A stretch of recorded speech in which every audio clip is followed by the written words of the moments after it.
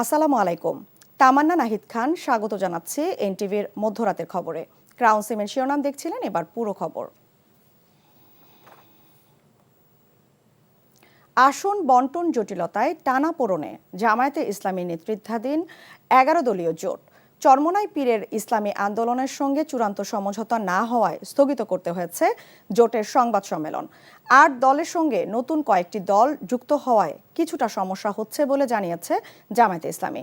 আর মতপার্থক্য থাকলেও সব পক্ষই আন্তরিক বলে দাবি ইসলামী আন্দোলনের। নূর হোসেনের রিপোর্ট। আওয়ামী লীগের রাজনীতি নিষিদ্ধ, পিয়ার পদ্ধতিতে সংসদ নির্বাচন ও জুলাই সনদ বাস্তবায়ন সহ 5 দফা দাবিতে গেল কয়েক মাস একই সঙ্গে রাজপথে জামায়াতে ইসলামী, ইসলামী আন্দোলন সহ সমমনা 8 দল।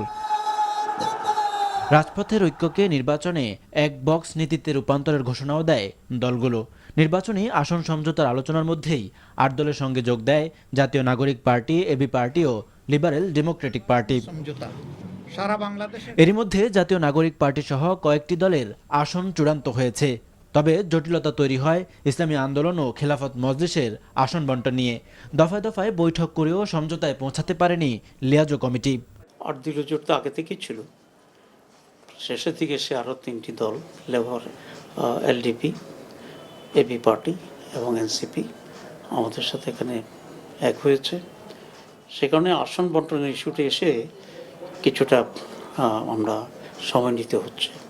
আমরা আশা করি এটা প্রায় আমরা কাছাকাছি আসছি এবং অল্প সময়ের মধ্যেই আমরা চূড়ান্ত ঘোষণা দিতে পারবো বলে আমরা আশা করছি। এদিকে আসন সমঝোতা নিয়ে দলের সর্বোচ্চ ফোরামেও কোনো সিদ্ধান্তে পৌঁছাতে পারেনি ইসলামী আন্দোলন বাংলাদেশ। তবে চরমোনাই পীর ঘোষিত ইসলামপন্থীদের এক বক্স নীতিতে ইসলামী আন্দোলন অটল রয়েছে বলে জানিয়েছেন দলটির মুখপাত্র। অন্যান্য সমমনা আমাদের যে রাজনৈতিক দল যাদেরকে নিয়ে আমরা পথ চলা শুরু করেছিলাম তাদের সাথে আমরা পরস্পর যোগাযোগ করছি। আমাদের আলোচনা চলমান আছে আগামীতে কিভাবে আমরা নির্বাচনে অংশ নিতে পারবো, মানুষের সমর্থন কিভাবে আদায় করতে পারবো, মানুষের প্রত্যাশা কিভাবে বাস্তবায়ন করতে পারবো, এটা নিয়ে আমরা এখনো পর্যন্ত আলাপ আলোচনা চালিয়ে যাচ্ছি। শেষ মুহূর্ত পর্যন্ত আন্তরিকভাবে আলোচনা চালিয়ে যাওয়ার কথা জানায় ইসলামী আন্দোলন বাংলাদেশ। নূর হোসেন, এনটিভি নিউজ, ঢাকা। 11 দলীয় জোটের সঙ্গে আলোচনা এখনও চলমান রয়েছে। আসন সমঝোতা নিয়ে সব দলই উদার অবস্থানে রয়েছে এবং আগামী 2-1 দিনের মধ্যে এ বিষয়ে চূড়ান্ত সিদ্ধান্ত আসতে পারে বলে জানিয়েছেন জামায়াতে ইসলামীর সহকারী সেক্রেটারি জেনারেল এহসানুল মাহবুব জুবায়ের।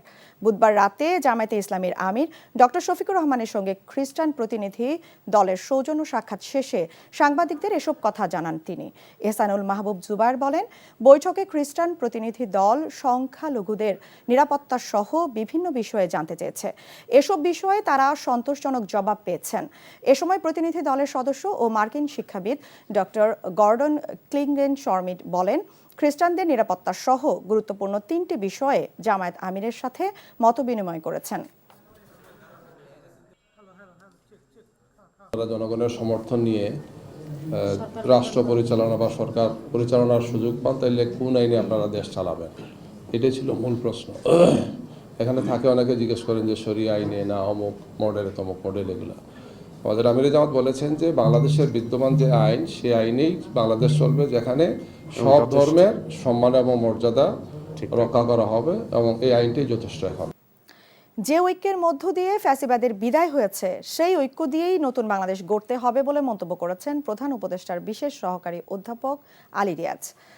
মার্কার ব্যালটে পছন্দের প্রার্থীকে এবং গণভোটে হ্যাঁ ভোট দেওয়ার আহ্বান জানান তিনি।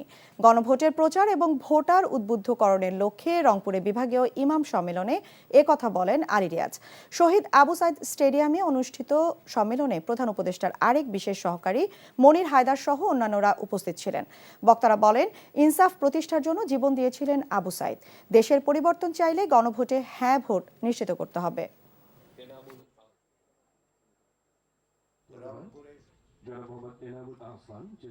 দেশের চাবি আপনার হাতে, গণভোট হচ্ছে সেই দরজা, দেশের চাবি দিয়ে সেই দরজা খুলুন, সামনে বাংলাদেশের সম্ভাবনাময় ভবিষ্যৎ।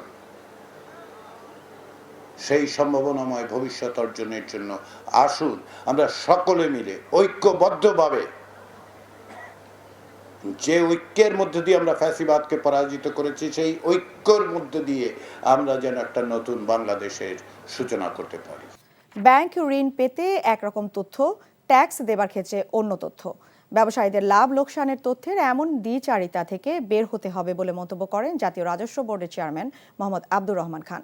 বুধবার বিকেলে এনবিআর ভবনে মিট দ্য বিজনেসের চতুর্থ অংশীজন সভায় বাংলাদেশ জুয়েলার্স অ্যাসোসিয়েশন বাজুসের সঙ্গে শুল্ক, কর ও নীতিগত সংস্কার নিয়ে আলোচনায় একথা বলেন তিনি।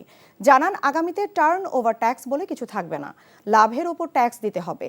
ট্যাক্স আদায়ে ভবিষ্যতে ব্যবসায়ীদের জন্য অ্যাপস তৈরি করে দেওয়া হবে বলেও জানান এনবিআর চেয়ারম্যান।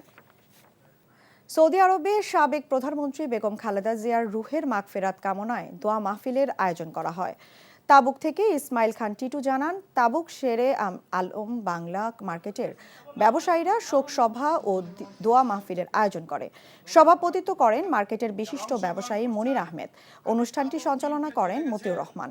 প্রধান অতিথি ছিলেন তাবুক বাংলাদেশ ইন্টারন্যাশনাল স্কুলের চেয়ারম্যান আব্দুল জলিল মৃধা। মাহফিলের মরহুমার রাজনৈতিক জীবন, দেশপ্রেম ও আত্মত্যাগের কথা স্মরণ করেন বক্তারা।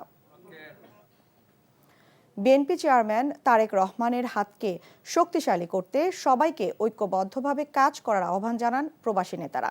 জেদ্দা থেকে মাসুদ সেলিম জানান, এক আলোচনা সভায় এই আহ্বান জানান সৌদি আরব বিএনপির নেতারা। পশ্চিমাঞ্চল স্বেচ্ছাসেবক দলের 81 সদস্য আহ্বায়ক কমিটি অনুমোদন দিয়েছে সংগঠনের কেন্দ্রীয় কমিটি। এতে আহ্বায়ক নির্বাচিত হন আলমগীর হোসেন, সদস্য সচিব হানিস সরকার উজ্জ্বল। আলোচনা সভায় প্রধান অতিথি ছিলেন পশ্চিমাঞ্চল বিএনপি সদস্য সচিব মীর মনিরুজ্জামান তপন। সভায় বেগম খালেদা জিয়ার রুহের মাগফিরাত কামনায় দোয়া করা হয়। এই ছিল মধ্যরাতের খবরে। এই খবরের ভিডিও সহ আপডেট জানতে ভিজিট করুন এনটিভি অনলাইন www.ntvbd.com। এছাড়াও এনটিভি জনপ্রিয় সব অনুষ্ঠান ও খবরের আপডেট জানতে ভিজিট করুন আমাদের ইউটিউব ও ভেরিফাইড ফেসবুক পেজ। ধন্যবাদ সবাইকে।